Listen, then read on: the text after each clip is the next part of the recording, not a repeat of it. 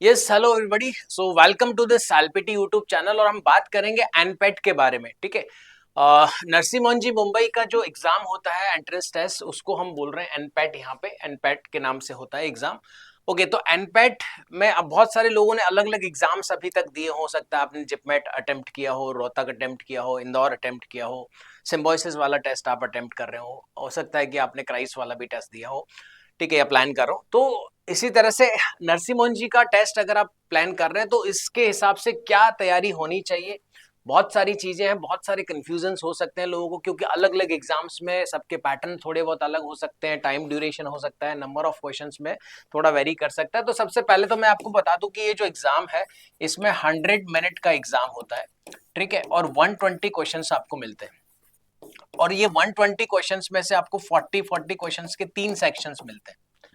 Quant, और ये quant के लिए है, ये एलआर के लिए है, और ये वर्बल के लिए है। ठीक है, तो इस तरह से ये 3 सेक्शन है। तो मैं यहाँ फिलहाल बात करूंगा इस सेक्शन के बारे में, एलआर के सेक्शन के बारे में, कि एलआर के जो 40 क्वेश्चंस हैं इसमें क्या जरूरी है, किस तरह से अपन सेक्शन में अपना स्कोर को मैक्सिमाइज कर सकते हैं। ठीक है, चलिए तो स्टार्ट करते हैं कि क्या इस एलआर के सेक्शन में क्या इंपॉर्टेंट टॉपिक्स हैं, किन चीजों पे अपने को काम करने की जरूरत है। देखो, बहुत सारे टॉपिक्स आपने पढ़े, हो सकता है रोहतक के हिसाब से बहुत सारे टॉपिक आपने पढ़े हो, आईपीमेट के हिसाब से, जिपमेट के हिसाब से बहुत सारे अलग अलग टॉपिक्स आपने तैयार किए हो। बट ये इंपॉर्टेंट टॉपिक हैं जो आप पिछले सालों के एनपेट के पेपर को देखोगे तो उसके एनालिसिस से मैंने ये फिल्टर किए हैं। देखो, सबसे पहले विजुअल रीजनिंग, बहुत कम एग्जाम्स में आपको ये दिखेगा, बट यहाँ पे आता है। विजुअल रीजनिंग मतलब आप समझते होंगे I hope, figure based questions, जहाँ पे आपको फिगर्स दिए हुए हैं, उसमें पैटर्न बताना है, पैटर्न के हिसाब से आपको नेक्स्ट फिगर पता करना है। ऑड वन आउट होता है इसमें, सीरीज बनाता है इसमें। ठीक है, इसमें मिरर इमेज, वाटर इमेज वाले, पेपर फोल्डिंग वाले बहुत सारे टाइप के क्वेश्चंस होते हैं। तो उसमें वैरायटीज ऑफ क्वेश्चंस है जो विजुअल रीजनिंग में मिल सकते हैं। सिलोजिज्म इसको बोलते हैं, डिडक्शंस बोलते हैं, जहाँ पे some A are B, all A are B, no is B, some A are not B, इस तरह के स्टेटमेंट्स दे करके उन पे बेस्ड आपको पजल्स, उस पे बेस्ड आपको कंक्लूजन्स देता है। फिर डेटा सफिशिएंसी, डेटा सफिशिएंसी में basically this is a question type in which you would be some question, some data, and you need to check whether the data is sufficient to answer that question or not. तो ये भी एक important section है। अच्छा, इनके questions भी बहुत अच्छे खासे, मतलब डेटा सफिशिएंसी में आपको 5 क्वेश्चंस मिल जाएंगे, इसमें आपको 3 to 4 क्वेश्चंस मिल जाएंगे, इसमें आपको 7 से 8 क्वेश्चंस मिनिमम मिलेंगे विजुअल रीजनिंग के। ठीक है, कोडिंग डिकोडिंग पे भी 2 से 3 क्वेश्चंस मिलेंगे, ब्लड रिलेशन पे आपको 2 से 3 क्वेश्चंस मिलेंगे। ये सब टॉपिक्स बाकी एग्जाम्स में भी मिल जाते हैं। अरेंजमेंट, स्पेशली सिटिंग अरेंजमेंट, जब लोगों को we are suppose to arrange in a row और इन अ सर्कल, तो सिटिंग अरेंजमेंट पे बेस्ड क्वेश्चंस आपको मिलते हैं। वेन डायग्राम, ठीक है, तो इसमें भी आपको हो सकता है कि 2 पजल, हो सकता है 3 पजल, 8 से 10 क्वेश्चंस मिलने के चांसेस आपको यहाँ पे हैं। वेन डायग्राम में आपको 4 से 5 क्वेश्चंस बन सकते हैं, मिल सकते हैं। वेन डायग्राम रीड करने वाले, और आपको हो सकता है कुछ डेटा दे करके उसको वेन डायग्राम में प्रेजेंट करेगा। इसके अलावा वर्बल रीजनिंग, देखो ये क्रिटिकल थिंकिंग बेस्ड क्वेश्चंस होता है, जो कुछ लोग वर्बल में भी पढ़ते हैं, बट यहाँ पे ये एलआर के सेक्शन में मिलते हैं। Topics like statement, assumptions, course of action, cause effect, इस तरह के जो टॉपिक्स हैं उस पे भी बेस्ड 8 से 10 क्वेश्चंस आपको यहाँ पे मिल जाएंगे। ओके, तो इसी तरह से ये डेटा इंटरप्रिटेशन में भी आपको 8 सवाल, 7 सवाल, 2 सेट मिल सकते हैं। तो इसमें ये एक रेंज है मैंने जो बताई है, तो इस रेंज में आपको ये क्वेश्चंस मिल सकते हैं। तो 40 क्वेश्चन टोटल मिलेंगे आपको इन सारे सेक्शन से मिला करके। ठीक है, तो इन सबको अच्छे से समझ लेना है, क्योंकि बहुत सारे टॉपिक्स बाकी एग्जाम्स में हो सकता है कि इसी का वेटेज, जैसे मान लीजिए कि मैं अगर बात करूं डेटा सफिशिएंसी, हर किसी एग्जाम में आपको डेटा सफिशिएंसी नहीं दिखता, हर किसी एग्जाम में ये वाले टाइप के क्वेश्चंस आपको नहीं दिखते। ठीक है, डेटा सफिशिएंसी, डेटा इंटरप्रिटेशन का भी वेटेज वेरी करता है अलग अलग एग्जाम्स में। ठीक है, तो इनको अच्छे से समझ लेना होगा आपको एनपेट अपीयर करने से पहले। अब मैं कुछ और चीजों पे बात करूंगा कि क्या चीजें जरूरी है, क्या स्ट्रेटेजी है, किस तरह से आप स्कोर को अपने मैक्सिमाइज कर सकते हैं।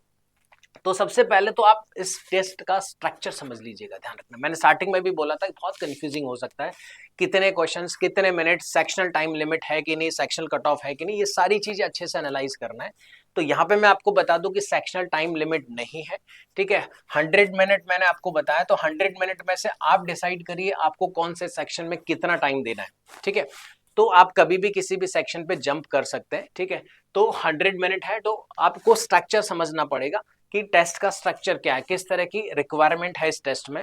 ठीक है, टाइम का हमेशा क्रंच रहेगा आपके पास, क्योंकि आपको 100 मिनट में 120 क्वेश्चंस दिए गए हैं, तो मान के चलिए 1 मिनट से भी कम आपके पास टाइम है, तो क्वेश्चन सारे अटेम्प्ट ऑब्वियसली नहीं होंगे, 1 mark 1 mark for each question. अच्छा, one more thing, negative marking नहीं होती है इस टेस्ट में, तो ये भी ध्यान रखिएगा। तो इसलिए समझना जरूरी है कि हर एक टेस्ट की का स्ट्रक्चर क्या है, तो इस टेस्ट का क्या स्ट्रक्चर है उसको अच्छे से समझ लेना आप जब भी तैयारी स्टार्ट कर रहे हो तो।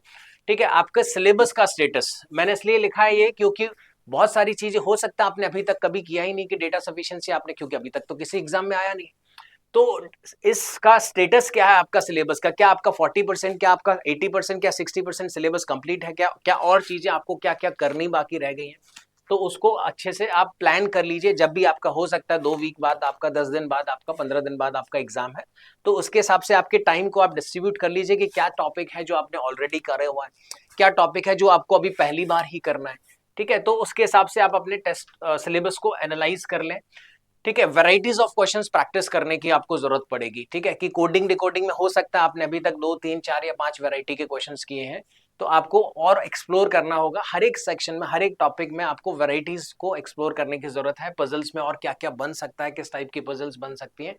ठीक है, तो वैरायटीज ऑफ क्वेश्चंस आपको प्रैक्टिस करने की जरूरत है, ये बहुत इंपॉर्टेंट है। किसी भी टेस्ट के लिए सबसे इंपॉर्टेंट चीज होता है उसके फॉर्मेट पे बने हुए मॉक टेस्ट।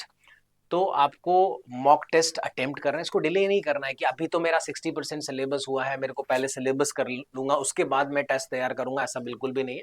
आपका जो भी सिलेबस हुआ है उससे आप अभी भी स्ट्रेटेजी बना करके मॉक्स प्लान कर सकते हैं। कम से कम कोशिश करें कि आपके पास जितना भी टाइम आपके पास है अकॉर्डिंगली वीक में कम से कम 2 मॉक तो आप ले ही सकते हैं।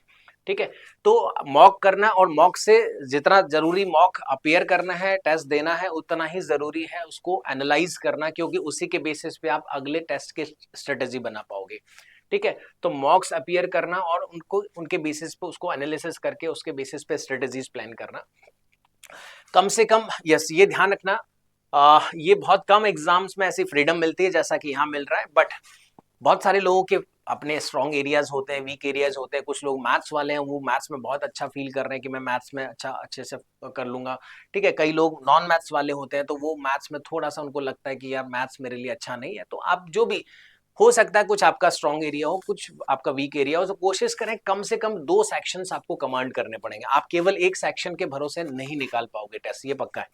ठीक है, तो आपको कम से कम 2 सेक्शंस, ऐसा नहीं कि मैं ये कह रहा हूं कि आपको तीसरा सेक्शन बिल्कुल नहीं करना है, बट कम से कम 2 सेक्शंस पे बहुत अच्छा कमांड आपको होना चाहिए। अच्छा कमांड से मतलब है कि उन 2 सेक्शंस में मिनिमम मिनिमम मान के चलिए कि आप 80% 85% स्कोर कर पाए। ठीक है, 80-85% का मतलब है कि आप 40 सवाल आपको आ रहे हैं, तो 30-32-35 स्कोर अगर आप कर पा रहे हैं, ठीक है, तो ये बहुत अच्छा रहेगा आपके लिए।